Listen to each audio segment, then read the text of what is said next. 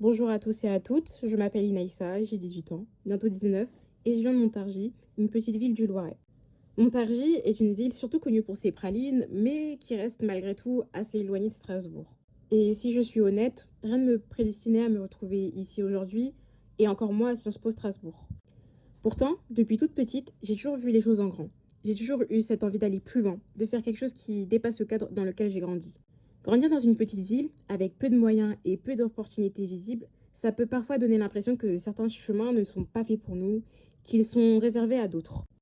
Mais moi, au contraire, ça m'a donné envie d'essayer. Ça m'a donné envie de prouver, peut-être aussi à moi-même, que c'était possible. Mon parcours n'a pas été simple. Il a été marqué par des doutes, des moments d'incertitude, mais aussi par des contraintes bien concrètes. Je suis boursière depuis le collège, notamment depuis le divorce de mes parents, et j'ai principalement grandi avec ma mère et ma sœur.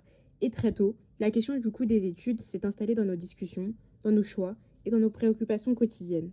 Même si ma mère m'a toujours encouragée à viser haut, même si elle n'a jamais remis en question mes ambitions, nous savions toutes les deux que cela représenterait des sacrifices. Et surtout, quand on parle de sacrifices, ce ne sont pas seulement des chiffres, ce sont des renoncements, des inquiétudes, parfois des nuits à se demander si c'est vraiment raisonnable de rêver aussi grand. Alors, quand j'ai été admise à Sciences Po Strasbourg, ça a été un choc, en vrai.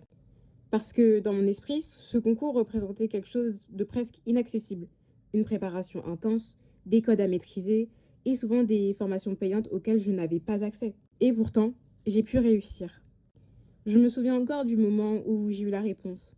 Des larmes, beaucoup de larmes, mais pas seulement les miennes, mais aussi celles de ma famille. Strasbourg, c'était mon premier vœu, et c'était enfin un rêve qui devenait réel.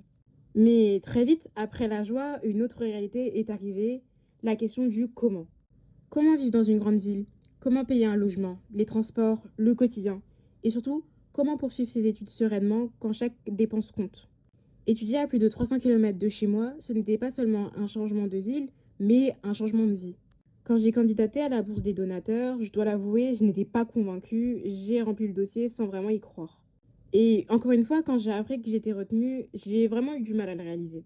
J'ai même ressenti ce qu'on appelle parfois le syndrome de l'imposteur, cette petite voix dans ma tête qui vous dit: est-ce que tu le mérites vraiment? Est-ce que tu es à ta place? Et puis, on m'a dit une phrase que je n'oublierai jamais: nous croyons en toi et nous investissons en toi pour te permettre d'exceller. Cette phrase, comme un leitmotiv, a changé quelque chose en moi. Aujourd'hui, cette bourse a un impact très concret sur ma vie. Elle m'a enlevé un poids immense.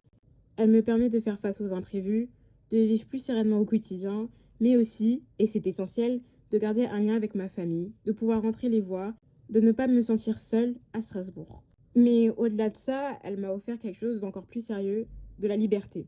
La liberté de me concentrer sur mes études, la liberté de me projeter et la liberté de continuer à rêver. Aujourd'hui, je peux même envisager ma troisième année avec ambition. Je peux penser à des destinations que je n'aurais même pas osé imaginer avant. Et ça change tout. Si j'ai postulé à ce programme, c'est aussi parce que j'ai goûté cette petite voix en moi. Celle qui me pousse à ne pas me limiter, à continuer d'avancer, même quand ça semble difficile. Et grâce à vous, cette voix a pris de l'ampleur. Vous m'avez prouvé que la réussite ne dépend pas uniquement de l'endroit d'où l'on vient, mais aussi des opportunités que l'on reçoit et du regard que des autres posent sur nous. Alors aujourd'hui, je veux simplement vous dire merci. Merci de croire en nous. Merci de nous soutenir, concrètement. Merci de nous permettre d'avancer plus sereinement et plus loin. Vous ne nous connaissez pas toujours personnellement, mais vous connaissez profondément nos trajectoires. Et pour moi, pour mon parcours et pour mon avenir, merci sincèrement.